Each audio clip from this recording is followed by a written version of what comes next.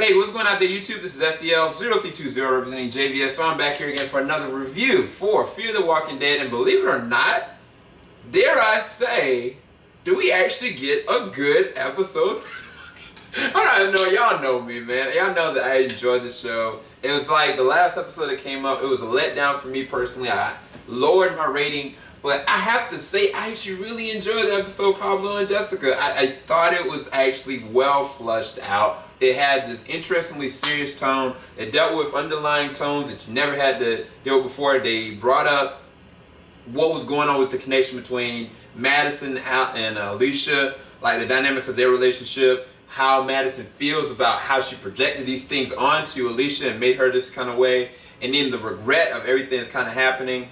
And it was like, it was a serious tone that was kind of happening from the very beginning of the episode. Even with like Madison and Strand getting out and them reminiscently having to do what Nick lived, I thought that was perfect symmetry. Like, if you look at my reaction, you'll see even when it was happening, I was like, this is interesting that Nick had to progress to get to what their understanding of how life has to be, and them having to understand how his survival techniques brought them out of their situation. I thought that was so dope. And even when they were dealing with trying to take out floor to floor with the walkers, that was like bringing memories back from like season 1 of like The Walking Dead for me. I was like, these people are finally getting it. They're finally making, you know, correct ways of like dealing with situations instead of the stupid way, you know? And I don't know, man, like I actually really liked the episode. Like I even kind of like what was going on with Nick and the young lady, and even the pharmacist,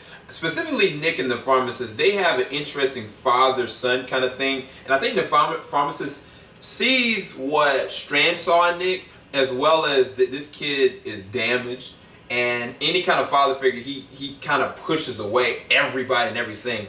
Even the girl that kind of was talking with Nick, she had this interesting conversation with him, was like, when she found out that he had a family, she was like, I can't imagine you with that. I thought that was good that Nick heard that, you know what I'm saying? Because he feels like he's kind of lost everything, but he really hasn't. He chose to leave them. That's easier for him.